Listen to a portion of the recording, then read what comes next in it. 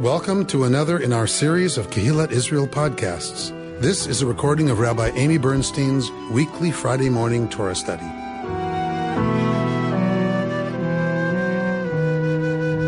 We're in Parshat Shoftim. We are in the last third, as we've talked about, of every Torah portion, because at Simchat Torah we will reset. We will start Genesis again, and we will start at the beginning of every Torah portion and read the first third of every Torah portion next year, or this next Jewish year, which means very soon. Yeah.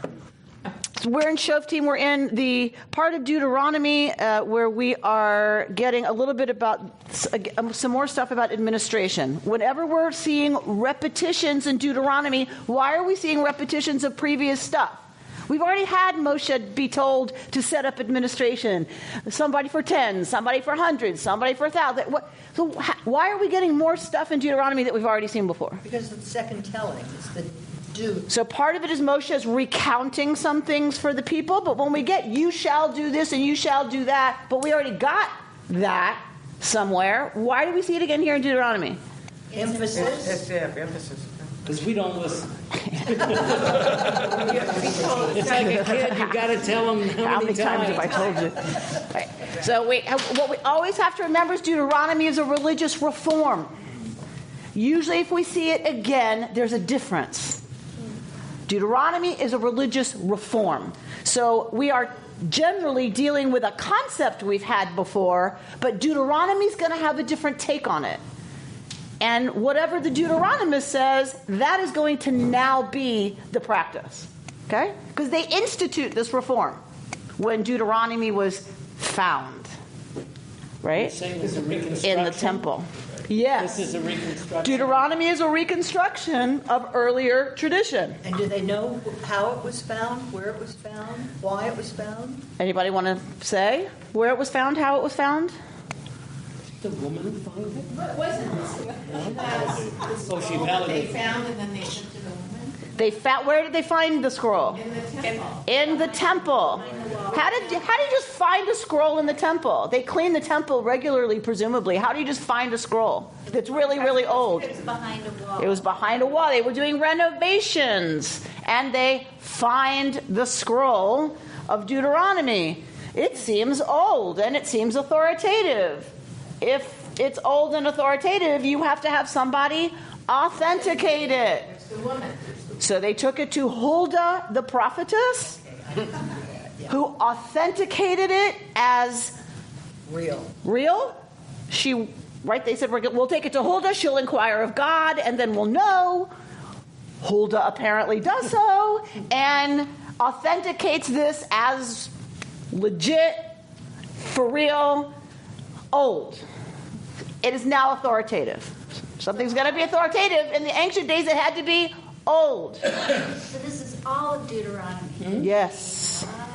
That is the theory. That is the scholarly theory, that the scroll they're talking about, the Sefer they're talking about, is Sefer Devarim, the book of Deuteronomy, the scroll of Deuteronomy.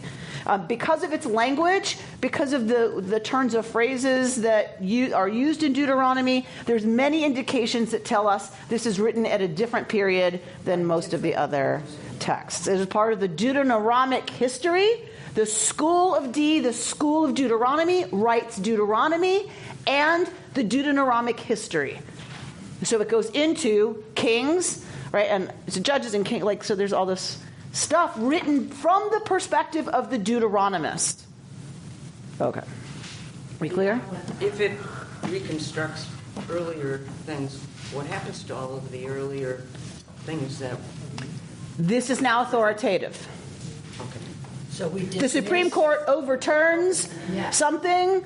It is now the law of the land. That we have a constitution. It was interpreted one way. Now it's, right, we're going to have another law. So we just... not bother with the Right, earlier. not bother with the earlier things. Because some things aren't overturned. Oh, okay. Right? Some things are consistent. Love thy neighbor as thyself. Love the stranger, for you were strangers in the land of Egypt, right?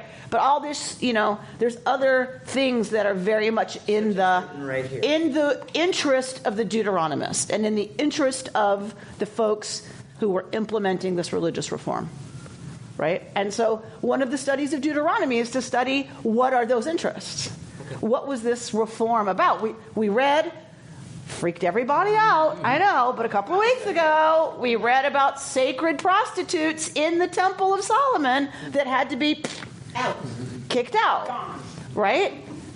How did they get there? Right, so everyone was horrified and shocked when we looked at, right, was it Judges or Kings, whatever we looked at, the Deuteronomic history, and we looked at it, and it was talking about all these things that Josiah did. One of them kicking out all the sacred prostitutes from the temple, the worshipers of Baal and Asherah kicked them out of the temple, and it's like, oh wait, what was happening? Right?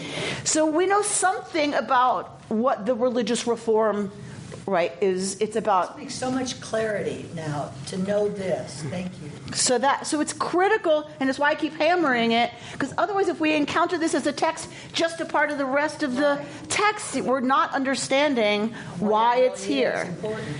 All right, so part of that is for me to explain why we're going to see what we're about to see, which I want everybody to just hang with me. We will work it through, I promise. We'll work it through. So we are talking about a text that is written already at a time where there is a lot of upheaval. There is a lot of stuff going on in the region. And the two kingdoms are going to split, right? They're going to, because Israel falls, the north falls. All right, so there's a lot going on, and it's a dangerous time. Israel has always been caught between major empires, always.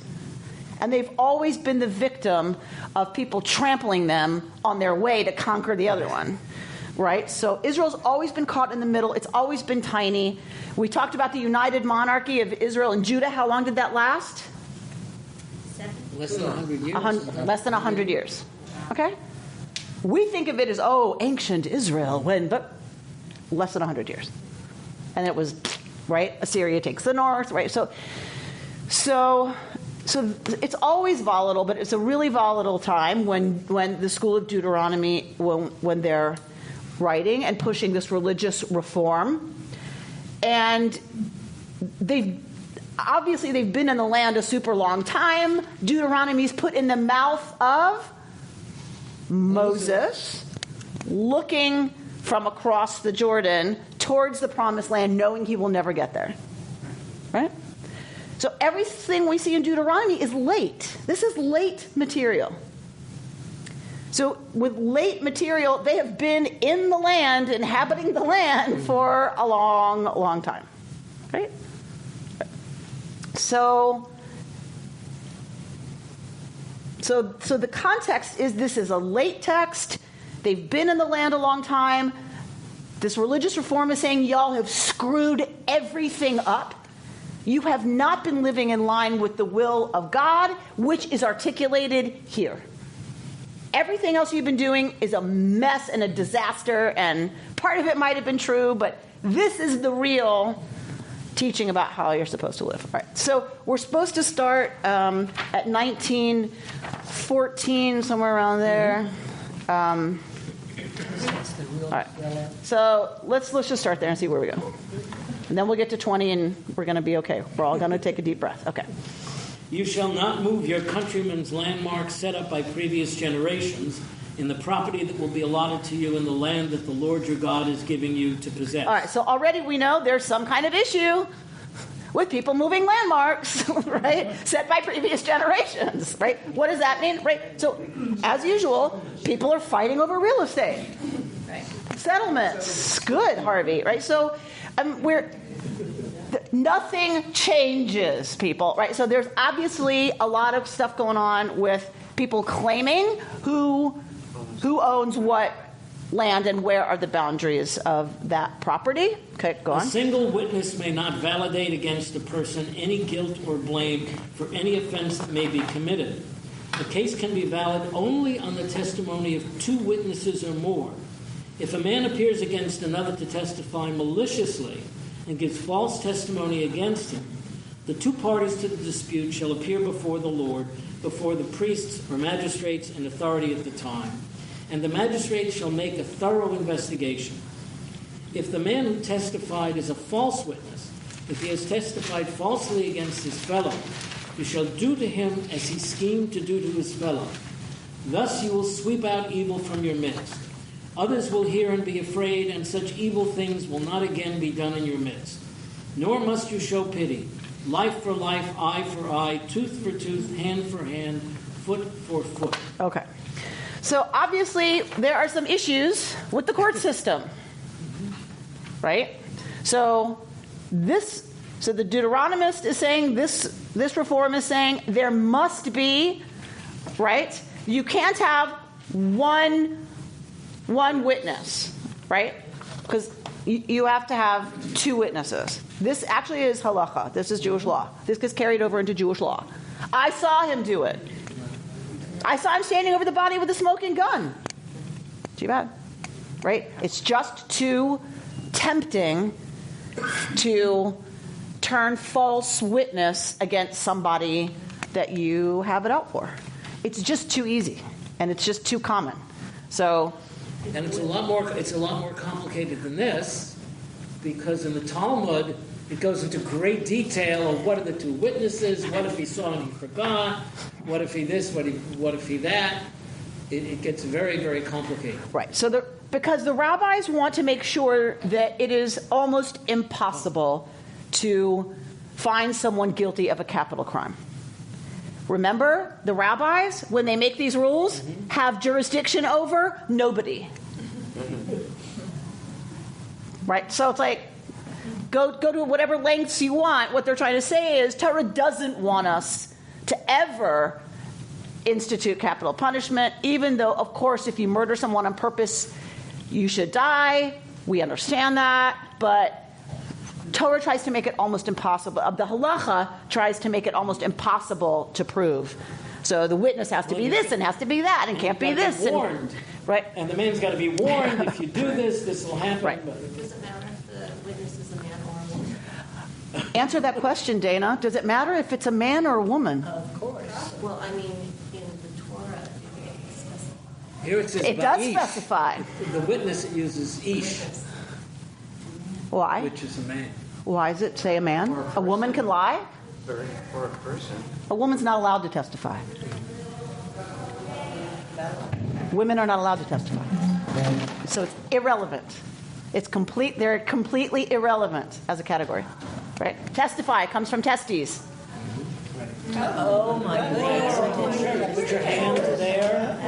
You swear on your testicles that what you're about to say is the truth. The testament. Testament. So, I lost them already. So, and that wasn't even the bad part. So testimony by the very meaning of the word, you have to be a male to testify, right? So, look what you'll learn in Torah. right? Never worry. We're always going to have an interesting moment. So testify. So now it's going to stay with you forever. Just like the word disseminate. I'm like, don't use that word. Use another word, please. Just use a different word. I don't like it. It's just a thing now. There's like an image, and can you pick another word? Thank you. All right. So this is about. So a woman can't testify, nor in biblical law, nor in rabbinic law. She cannot serve as a witness. All right. Has that been changed in the Talmud? No. No. So still in Signing a ketubah, you need two Jewish men. And Maybe again, since it's almost impossible, to imagine a deliberate capital crime committed in front of two witnesses, how do you ever resolve the equity of a real crime being committed? Yeah. Well, my guess is in biblical, it was clearer cut in biblical times, right? So two guys are around the corner, you don't know that, and you stab somebody. Well, a rape. Yeah. So if there are two people who see it, right, then it's clear, and the person is killed. It's capital punishment. But the rabbis are the ones who make it completely mesubach, completely complicated, because they have no power to adjudicate capital crimes. and then again, So they can do what they want. Can women be? get a get. Huh? A man has to sue for the get. A Yes. woman Right. Correct. cannot get a get. Correct. from a An man. Israeli civil court, Divorce. non-religious court, can a woman testify? Yes. It's only in religious court that she, Yes. in Israel. So the woman who was raped can't testify in her own trial. Correct. She's not. Yeah, correct. All right. She doesn't get it.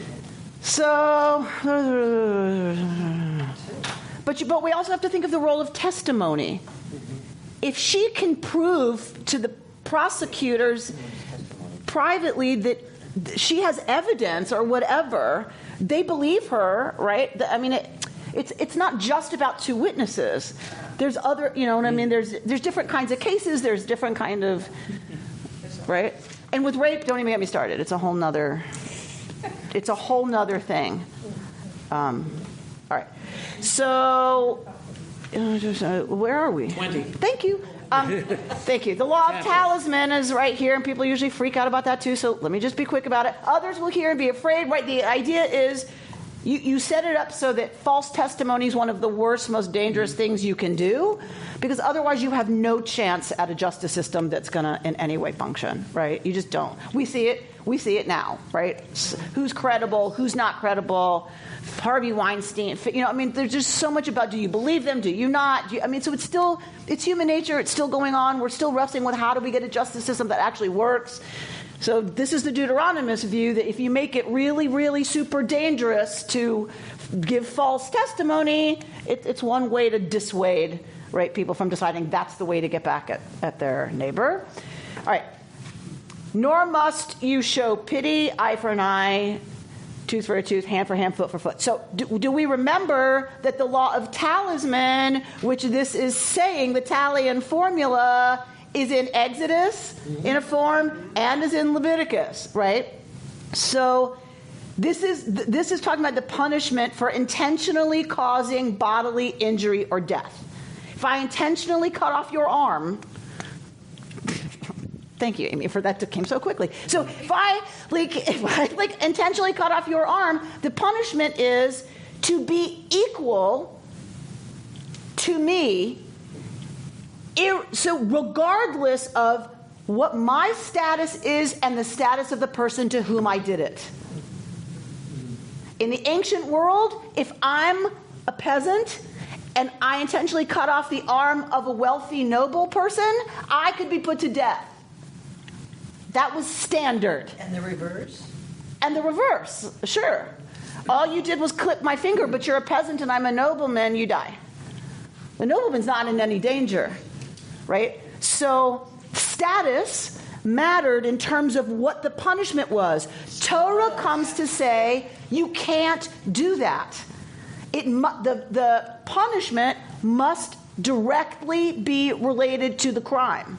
You can't take into account who these people are or what their status is. So that's the law of Talion. That's why we have it.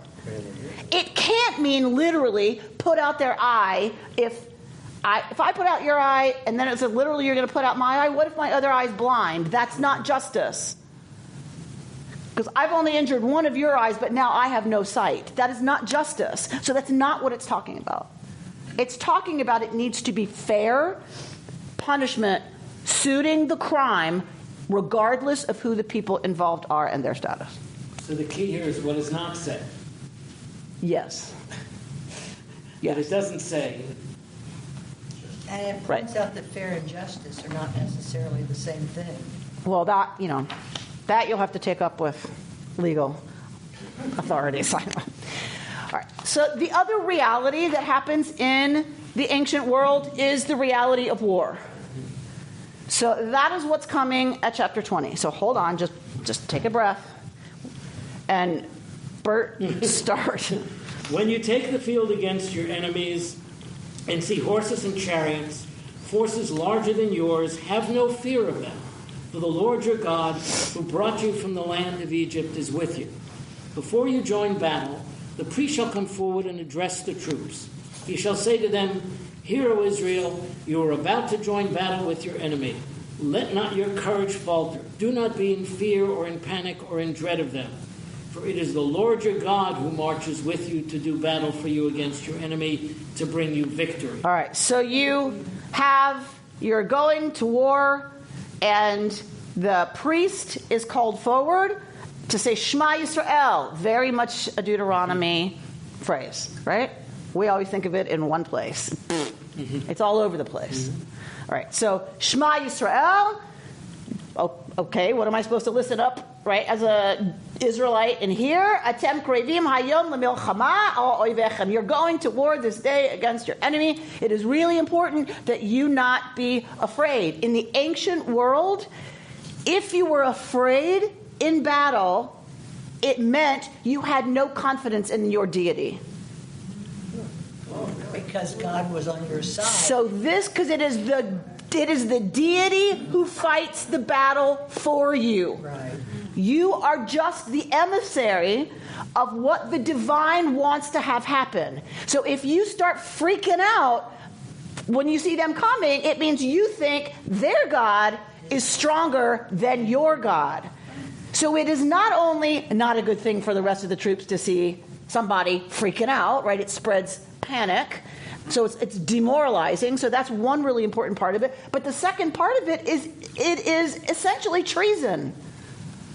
Remember, there's no separation between human, authority and God's authority in the ancient world. It is a kingdom ruled by God, King of all kings. So if you say, I believe we're going to get schmeist today, in a sense, it's treason. Right? Because you're saying, I don't believe our king is going to fight for us. And if you do think your king's going to fight for you, you think your king's going to lose? Yeah. That's even worse. Right? That God is so delusional, God doesn't even know God can't beat Baal. Right? So when they lose, and they're sitting around the campfire saying, oops, our God really isn't. No, David, you're not thinking like an Israelite. We did something very bad. Lynn, that's what you say as an Israelite. What did we do wrong? What did we mess up? What rule did we break? Did somebody poop in the camp? Because if somebody pooped in the camp, God can't be in the camp. So latrines have to be built outside an Israelite camp. Because the Israelite camp, if God is fighting on your behalf, God must be present. God's not going to be where there's poop. So it's that simple. It's that simple. Somebody pooped in the camp. Or God, right? So it's what did we do that God did not fight victoriously on our behalf? It cannot be that there's an issue with God. That cannot be. Right. So God gets a pass all the time. 100%. Could it be that they just didn't have strong enough faith? Sure. Yeah. Yes. Our faith wasn't strong enough, but generally it tends to be about action. Somebody did something, broke a rule, you know what I mean? Or we didn't deserve it somehow because we didn't do something we were supposed to do, or we did something we weren't supposed to do. Like, who was at that Asherah party last night? Don't think we don't know, right? So it wasn't witnessed, but somebody was out at the Asherah business, right? And now we're all schmeist. Spoke Yiddish, though? Welcome back, Bert. Verse 5. Then the officials shall address the troops as follows. Is there anyone who has built a new house that has not dedicated it? Let him go back to his home, lest he die in battle and another dedicate it. Is there anyone who has planted a vineyard but has never harvested it? Let him go back to his home, lest he die in battle and another harvest it. Is there anyone who has paid the bride price for a wife but who has not yet married her? Let him go back to his home, lest he die in battle and another marry her. The officials shall go on addressing the troops and say, is there anyone afraid and disheartened? Let him go back to his home, lest the courage of his comrades flag like his. When the officials have finished addressing the troops, Army commanders shall assume command of the troops. All right. So we have officials addressing the troop. And what's going to happen now are the people who are going to be excused from the war. There are times there is no being excused from the war. Not even a bone spur. No. You have to do something, right? There's times where everybody has to fight because it's like a defensive war. There are no excuses. You have to do something on behalf of the war effort. If it's a what's the opposite of that? What's the opposite of defensive? A war that you want to initiate. Thank you. War of defense, a war of aggression, or whatever it's called. So you will be excused.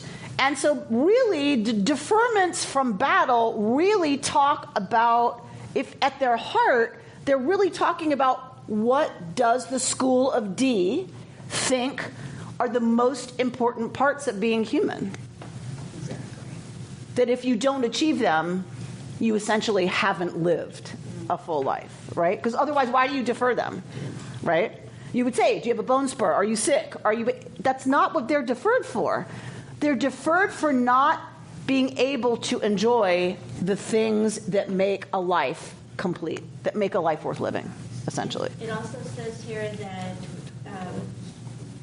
don't go to battle unless you have a society that you are wanting and worth fighting for. So home, agriculture. Nice. We saw that in the Second World War, where everybody wanted to go. It was not a deferment battle at all. Everyone wanted to go. They lied about their age so they could go. So this is talking. So what does it tell us? Deuteronomy seems to believe what is most important is that you build a home and get to live in it.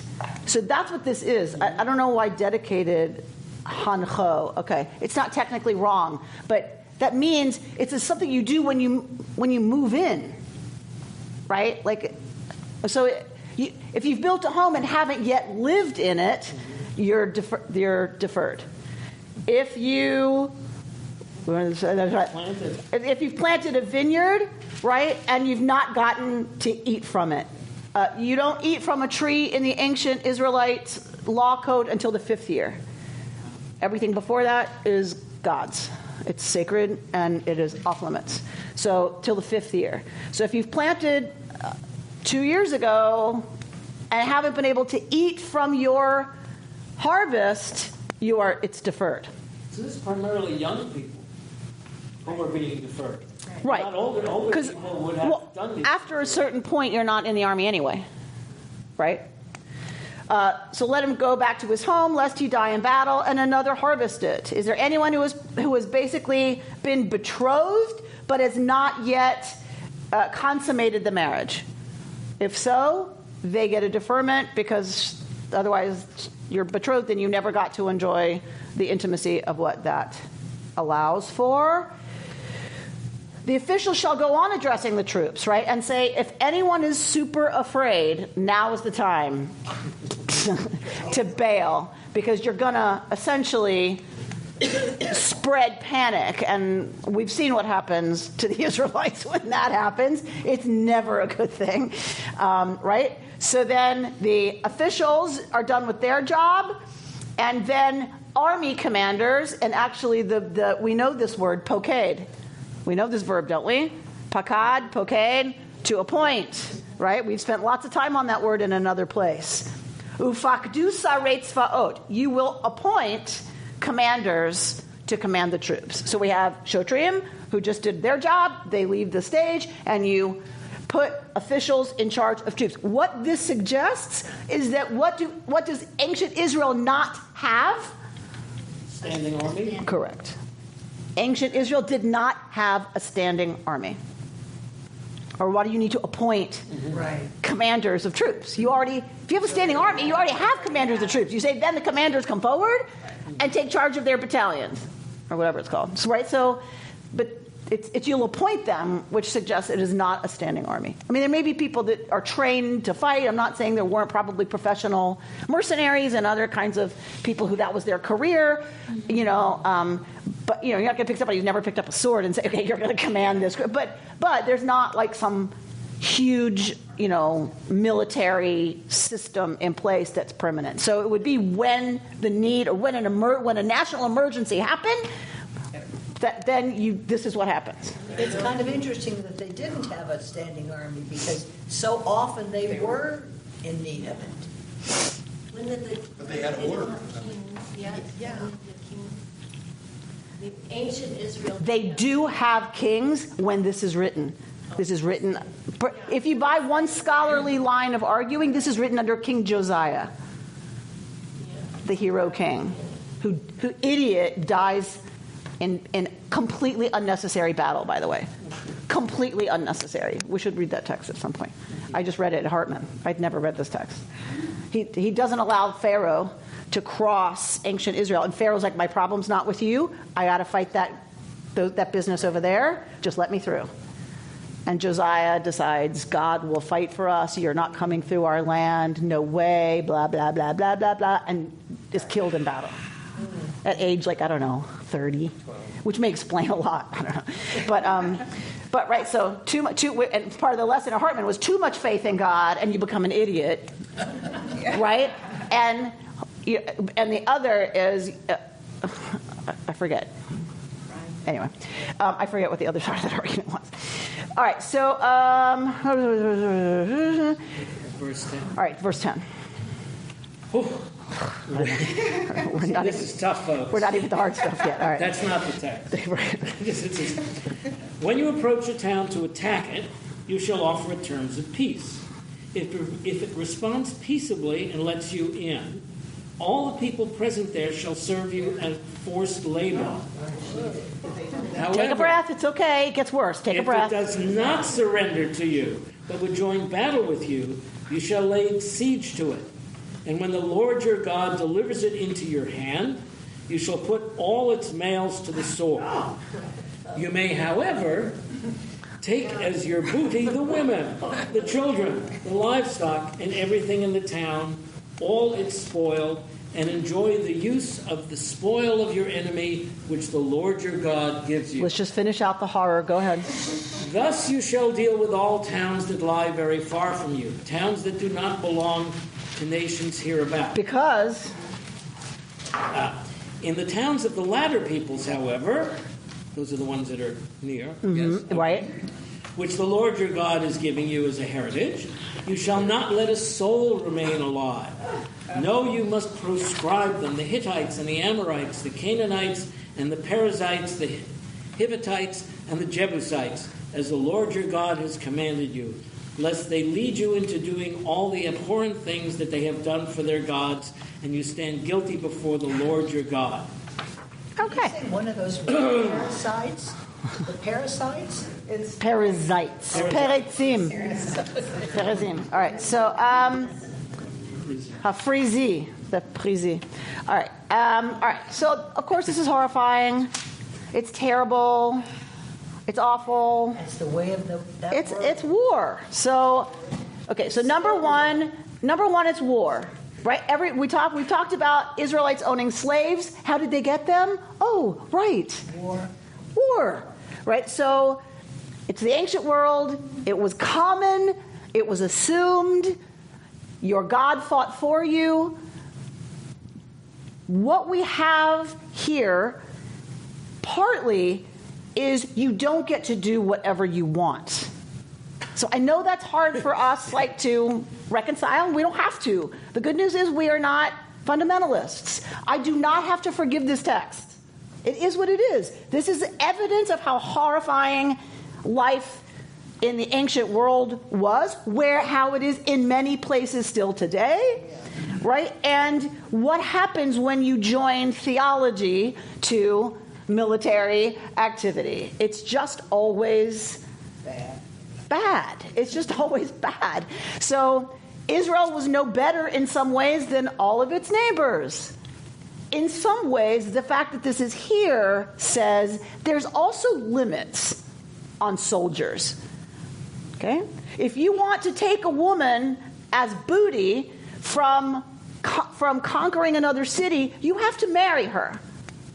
right? Or make some kind of legal arrangement. And there's all kinds of laws about you have to cut her hair, you have to cut her nails, you have to let her mourn her family, right? Meaning cut off her hair, make her as unattractive to you as possible. Let her be in your house weeping and wailing for her loved ones. Then decide if you still want her. You cannot drag her by the hair, rape her, and keep her in your basement till you're done with her. Right? So I'm not apologizing for this text in any way. I'm trying to lay out why it's here and what the realities were at the time that it was written, and I want to read something else. Yeah. Does this mean the West Bank, according to halakha, is never going to be given up? No. No. We're done with this as it applies to the land of Israel. Where are we done with it? Is it because of reconstruction? Once we lost control of the land of Israel, the rest of this, it doesn't mean anything because we didn't have control. Once 48 happens, there's nobody who's looking to this text to tell them what to do with the conquered enemy. So today the ultra-Orthodox would disregard this? Well, they would say it doesn't hold till God comes. Some of it doesn't hold till God comes back, brings Messiah. We shouldn't be there anyway. God's not brought the third temple. God's not brought the Messiah. What the hell are we doing in Israel? According to some Orthodox. You're not saying that. Some Orthodox, ultra-Orthodox, that is their response. We shouldn't even be there. They're against Zionism. Right? They actively protest against Zionism because we shouldn't be there. We have to wait until God makes it so. You can't live under a heretical Israeli government. Like, that's an abomination. And, oh, by the way, we don't need an army. And we need an army. And you don't need to serve in that horrifying, abysmal insult to God either. Right? You're doing the real fighting for God, which is learning in yeshiva. That's where the real battle is for the soul of the Jewish people. This is one of those texts. I think Rabbi Rubin talked about this, where they read a text and all right, stop talking. Giving it away. Giving it away. He's been here too long. Right. So I swear this is true. Sometimes I know I might extend the truth a little. This is literally the truth. I was reading this book in the bathtub the other night as I was preparing, because I had to give a Dvar Torah on this parsha to the Board of Rabbis on Tuesday, so I was already reading these texts and looking at commentary and blah, blah, blah. I'm reading in the bathtub about I'm not going to spoil the plot at all. It's called The Lion's Game by Nelson DeMille. It is a terrorist who is taking revenge on America for America's bombing of Libya, murdering his entire family in 1986. He's driving in the car. He's in America. He's killed a plane load of people already. He says, he recited random passages to himself from the Quran. Quote, "Kill the aggressors wherever you find them. Drive them out of the places from which they drove you. Fight them until Allah's religion is supreme. Fight for the cause of Allah with the devotion to Him. Permission to take up arms is hereby given to those who are attacked. Allah has the power to grant them victory.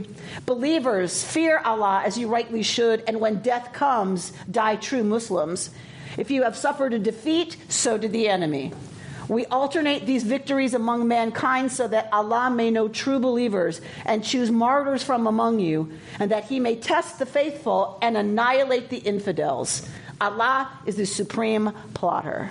These are various lines from the Quran. It's not one big text. So I highlighted that because I'm like, holy buckets, right? So two things. One, we tend to react to this sometimes as liberal Jews, and it's easy to say, see, that is why I have nothing to do with that. This is exactly why. I won't touch it. How can you have any relationship to this, right? If that's in there, then I'm done, right? It is very easy to go there. And those same people, if I read them this paragraph, those same Jews would say, that is not what is in most of the Quran, Amy.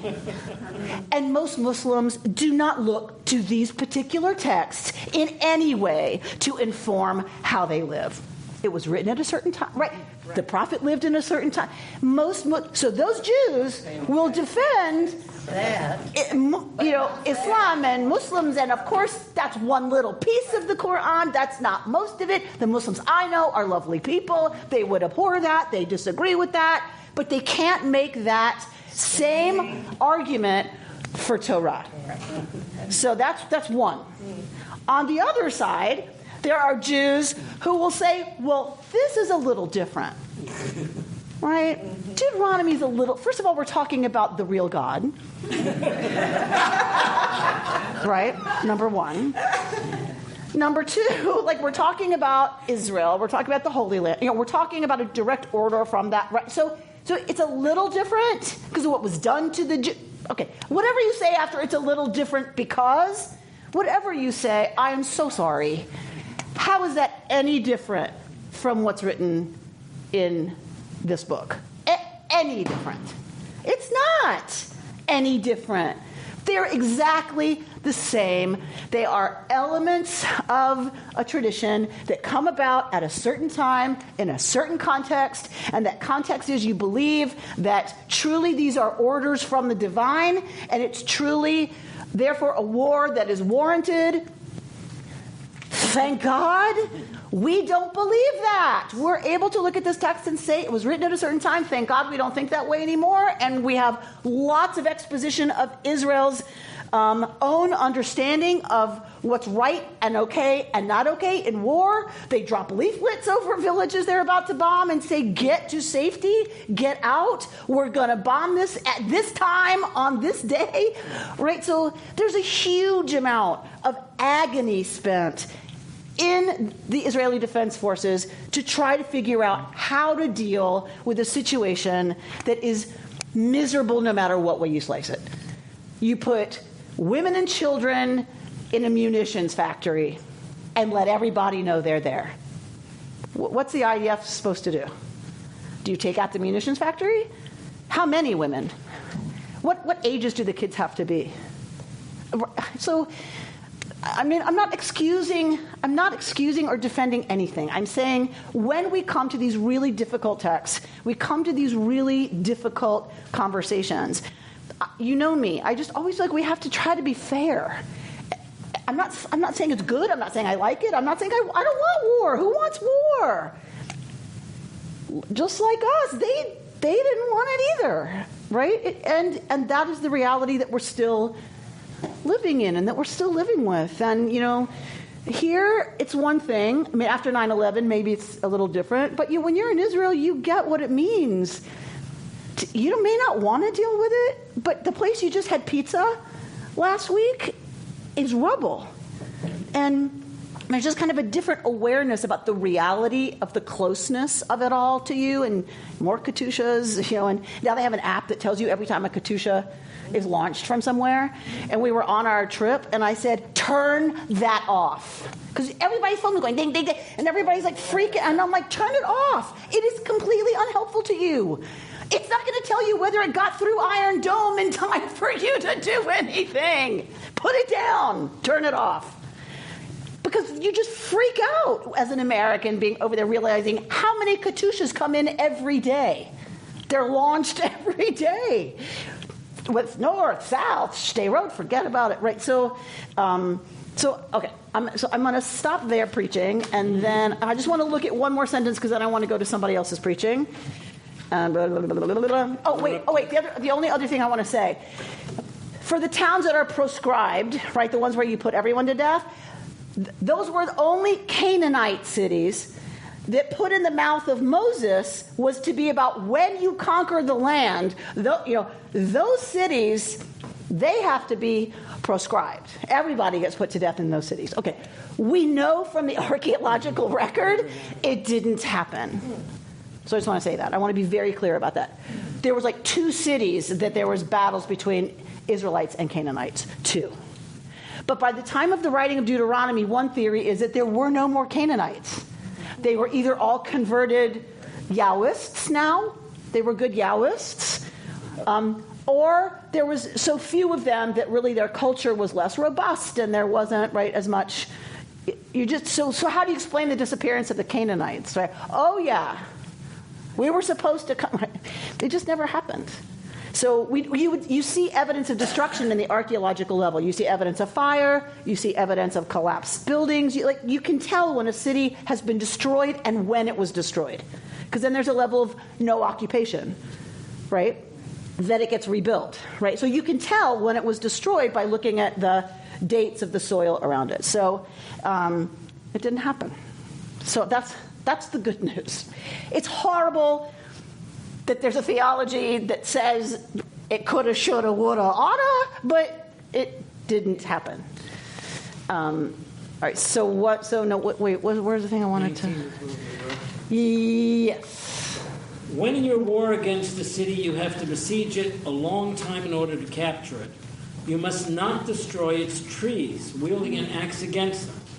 You may eat of them, but you must not cut them down. Are trees of the field human to withdraw before you into the besieged city? Only trees that you know do not yield food may be destroyed. You may cut them down for constructing siege works against the city that is waging war on you until it has been reduced. Okay. So all of this crazy talk, and then this very odd thing about when you go to war, you can't cut down the enemy's fruit trees. It's like, okay, wait, what? Where did this come from? It isn't even you've got to eat. It's you may eat from them. But even if you have plenty of food, you cannot cut down their fruit trees. So Torah seems to say, are they human to withdraw into the city? Meaning humans have a choice whether to surrender to you or not. The trees don't. You're only besieging the city because they didn't agree to your suing for peace. The trees didn't have a choice. All right, so let's look at this piece by Rabbi Rachel Goldenberg from the Institute for Jewish Spirituality. Can I go back? Okay, George. When you say that the Israelites did not destroy the Canaanites, all the Canaanites, they disobeyed God's law. No, Deuteronomy. I'm talking archaeology. Deuteronomy is written long after all that. Long after. This is written long after all that. It's hard to remember. I know it's hard to like order it. Deuteronomy is written long after any of that. Canaan was already destroyed at this point. Oh, okay. It was already. Yeah. The theory is there are no Canaanites around. How did that happen? Because they were supposed to kill them all. Thank you. And they did. Mixed up. Yeah. Oh. But it's always hard for me too because I'm so literal sometimes that I'm not literal, but I try to make things in a linear way, and it's like, wait, what? Wait, right? So, yeah. They're just saying, look what God did for us. See? All right. Judaism is not a pacifist tradition. As last week's Parsha and parts of this week's Parsha, not quoted here, remind us, the wars the Israelites wage against the inhabitants of the land are about annihilation of the enemy, which we know didn't happen. However, a number of selections from this week's Parsha show a different angle of the Torah on war that I think can shed light on our internal and external experiences of battle and conflict in recent days and in general. That was intriguing to me as I read it this year, going, wow, never more have we needed some instruction on both internal and external battle and conflict, because that is all, I don't know about y'all, that's all I'm seeing, right? So then we get this whole piece of Torah that we just read, chapter 20, verses 5 through 7, right? Who's deferred. The group of verses above speaks to all that can be lost and destroyed in battle and reminds us of what we value most. We value the safety and integrity of home. We value the planting and nurturing and nourishing of good things. We value love, connection, and joy. The Torah sets these qualities above everything that might be gained by going to war. As we see in 20:10, when you approach a town to attack it, you shall offer terms of peace. You shall offer first shalom. And this appears in Akkadian as well, that you need to offer the enemy the Akkadian term for shalom. So you drop the leaflets. Yes. Yes. Yes. Well, actually, you sit down with their leadership first to say, can we work this out? drop to the, you have a color highlighted copy, don't you? Yeah. Okay, so the bottom line, the very first thing we must do is offer terms of peace. I loved how this gets, if you take it out of context, which the rabbis love to do, and so do all of our spiritual teachers, take it out of context. When you feel like you're ready to go to battle, what is the commandment? Offer terms of First, offer terms of shalom. Offer terms of peace. Amy, take a deep breath before you speak right now. Right? When I feel like I'm ready to go to battle, can I first sue for terms of peace with me? Okay. If we do find ourselves at war, we must also take care not to indulge the urge to destroy. And this is what then she brings in this quote about the fruit trees. We are taught to privilege planting and sustaining life over building siege works. We are instructed to place cultivating the sources of nourishment above uprooting and destroying. And then she quotes a few earlier chapters, chapter 18, verse 13, you must be wholehearted, tamim, with Yod-Heh-Vav-Heh, your God. What I see in these passages, especially this week, is a set of practices for shoring up wholeheartedness, awareness, and compassion when it feels that we are being called into battle. How do we work with the fear and anger that arises when we are confronted with an enemy, internal or external, that threatens ours or others' very being? Do we go to war? Do we run away? Or is there another way? Right? Because those tend to be our instincts when we feel threatened, when we feel attacked, when our ideas or our political party are attacked, right? When we feel attacked and we feel the need to go to battle, right? Generally, we either go to war or we run the other way when we're threatened, right? That's just human nature. Other scientists want to argue fight, flee, or cooperate. That there is a human...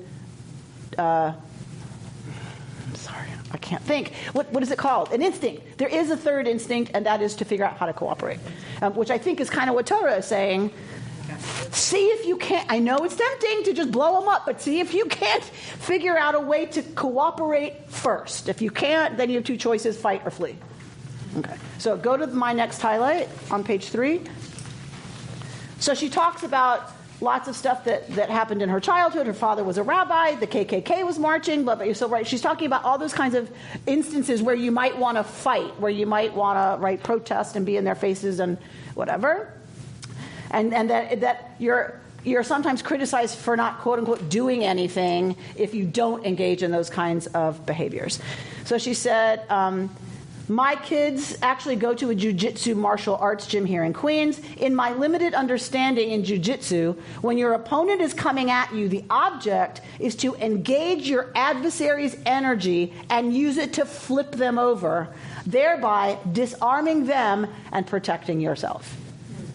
So rather than come with your own punch, your own aggressive energy, and injuring them, the goal is to take what they're already throwing at you, use that, flip it, and they wind up disempowered, and you're safe.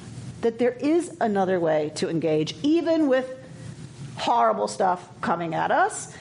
Drop down to my next highlight. When hatred arises, whether it comes from an external or internal place, the urge is very strong to either ignore, run away, or to effort fully in waging battle against it. Nonviolent jiu-jitsu requires us to relax around the urges to flee or fight. Instead, we create a space where we can safely be with the feelings that hatred triggers in us, where we can lay down our weapons, and where we can bring compassion to ourselves and to others. In this way, we utilize the energy the quote-unquote enemy has aroused to flip the message from hate to love. This is speaking very profoundly to me right now, because I'm as upset as anybody else, and I'm as tempted as anybody else to say things out of a real sense of anger and defense, or I'm called to write something right now because of something that's happened, and Rabbi, what's going to be our response? And you as a rabbi need to respond. And then part of me these days is going, you know what? Can we take a deep breath And like, I am not giving some of this stuff any more attention than it actually deserves, which is not a lot. So, like, I mean, I'm truly there. And, like, I was feeling kind of like, am I wimping out? Am I afraid? Am I afraid I'm going to get fired? Am I afraid I'm not leading? Am I afraid? Is that what's happening? And then I realized, as I was reading this, I'm like, no, I'm so tired of it that part of me feels that we've got to be called into another, not all the time, but we've got to develop another response to what's going on. Because this one is not working. And I don't know about y'all, but I feel sometimes my adrenals are shot. I'm afraid for my immune system right now because we walk around in such a state of. And forget the TV. I just won't even watch CNN right now. I just can't watch it right now. So, and of course, full disclosure is I'm a rabbi coming up to high holidays. So there's no way to read anything right now without thinking about high holidays. I mean, what am I feeling right now? What's going on? What am I feeling called to? And this is really something that spoke really deeply to me when I studied it this week in preparation for learning with you. Is how do we figure out a way to use the awful energy coming at us and flip it by our response, not of denial, but of I'm going to stay calm and I'm going to stay loving to myself, which means I'm not putting myself in the path of a lot of that stuff anymore if I can help it. I'll know what I need to know. Trust me. Like, you know, I'll hear what I need to know. Anyway, so I'll let her say it. So go to the next page. She says, by cleaving to this practice, we do several things. It isn't doing nothing. She said, we bring love to ourselves by not exposing ourselves directly to hateful language and violence, and by engaging in prayer, song, learning, and other wholesome work. She's saying that is doing something, because that is constructing us, right, in a way that allows us to be able to hold our footing and be able to flip what comes at us without flipping ourselves. We extend love to others by inviting them into a safe community space. Can we create a safe community space in which to invite people? That's not easy right now, right? That is not easy right now. We show our children and the community that the forces of love are stronger than those of hate. And I would say the forces for unity are stronger than the forces that want to tear us apart. We have to figure out how to do this as the Jewish people. We have to. I told you Doniel Hartman said to us, the Hartman Center's there to be sure that at least we're having conversations that give us a shot at stopping the Jewish people from walking away from each other. That was about the Israel-America Jewish relationship. I'm talking about the America Jew-to-Jew relationship. How do we create communities and conversation and an environment and an atmosphere that we help ensure that the Jewish people do not, on our watch, walk away from each other? I'm very concerned about this right now. Very concerned, both on the right and on the left when we talk about being Americans, but within the Jewish community, I'm very concerned about this. We draw the press and the public's attention towards that space of love and away from displays of hate. So she was talking about a KKK rally. They did an interfaith gathering of peace and singing and whatever, which got way more coverage than the KKK rally. And no one was at the KKK rally. They were all at this other gathering. Rather than being in the faces of the Klansmen, they were doing something, right, affirming other stuff. And that's what made the headlines. We remove a visible target for hate groups at which they might aim their hatred, sucking the energy away from their message. And we show our public officials that the true power lies in the, quote, beloved community, to use the words of Dr. King. And these troubling times, may we and all living beings, human and non-human, and the trees, be blessed with safety, strength, peace, compassion, joy, and ease. May all enmity, internal and external, melt in the embrace of loving kindness.